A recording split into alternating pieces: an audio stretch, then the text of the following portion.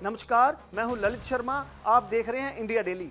पाकिस्तान जहां सत्ता की कुर्सियां बदलती हैं, पर राज असल में किसी और का चलता है। आज वहां एक ऐसा जनरल बैठा है जो सिर्फ आर्मी चीफ नहीं, बल्कि अब पाकिस्तान की तीनों सेनाओं और परमाणु हथियारों का मालिक है। नाम है Asim Munir. Rank field marshal plus CDF और ताकत बटन दबाए तो दुनिया जल जाए। सवाल, क्या भारत नए खतरे के मुहाने पर खड़ा है? क्या मुल्ला जनरल के दिमाग में अगर जिहाद की चिंगारी भड़क उठी तो अगला निशाना दिल्ली होगा? आइए शुरू करते हैं ये ग्राउंड शॉकिंग पड़ताल। क्या पाकिस्तान में पैदा हो चुका है पहला न्यूक्लियर डिक्टेटर? पाकिस्तान में नया पद CDF, कागज पर संविधान सुधार, असलियत में सत्ता सौंपने का शॉर्टकट।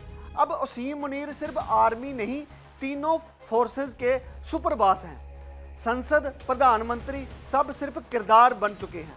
ये नियुक्ति 5 साल के लिए है और बाद में दोबारा भी। यानी अगर जनता रोए, सरकार गिड़गिड़ाए, फिर भी कुर्सी मुनीर की ही चलेगी। न्यूक्लियर अथॉरिटी अब एक जेब में बंद है। डर इस बात का है कि क्या बटन दबेगा? डर इस बात का कि फैसला सिर्फ एक दिमाग करेगा। आर्मी, नेवी, एयरफोर्स सबकी लगाम अब इसी एक जनरल के हाथ में है। पावर पिरामिड उल्ट चुकी है। पहले सरकार फैसले करती थी, अब मुनीर इशारा करेंगे और कानून राह खोल देगा। ये वही देश है जहां लोकतंत्र पोस्टर की तरह दीवार पर है और असली चैप्टर GHQ में लिखा जाता है।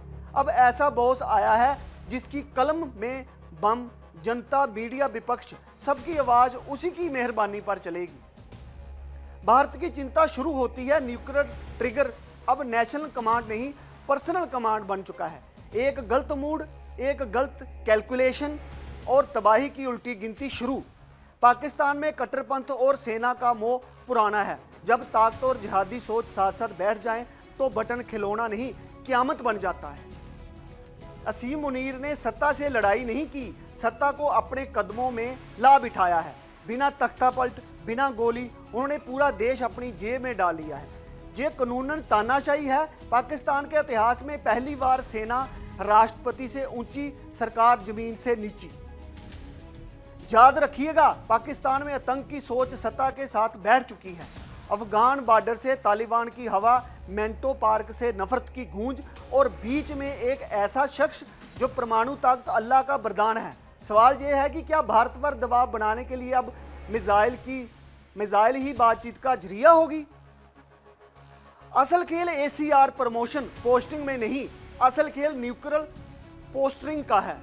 कश्मीर, LOC, सिर, क्रीक और हर मोर्चे पर मुनीर की उंगली अब निर्णय लेगी। प्रधानमंत्री सिर्फ स्पीच पढ़ेंगे, फैसले जनरल करेगा। अगर बॉर्डर पर लड़ाई छिड़ी तो पूछने वाला कोई नहीं कि किसकी गलती है। आज भारत अपनी अर्थव्यवस्था में दुनिया हिला रहा है और उधर पाकिस्तान बटन से डर दिखाने की योजना पर है। पर सवाल यह है कि क्या हम तैयार हैं? मिसाइलों से नहीं, सोच से लड़ाई बढ़ेगी। इंटेलिजेंसी, डिप्लोमेसी सबको 2 कदम आगे रखना होगा, क्योंकि जब दुश्मन एक आदमी हो तो अंदाज़ा लगाना मुश्किल होता है कि उसका कल का मूड क्या होगा। इंडिया किसी जनरल के गुस्से पर निर्भर नहीं। क्या पाकिस्तान भी खुद को उस एक आदमी से आज़ाद करा पाएगा? पाकिस्तान में आज लोकतंत्र नहीं, लॉन्च कमांड चलता है।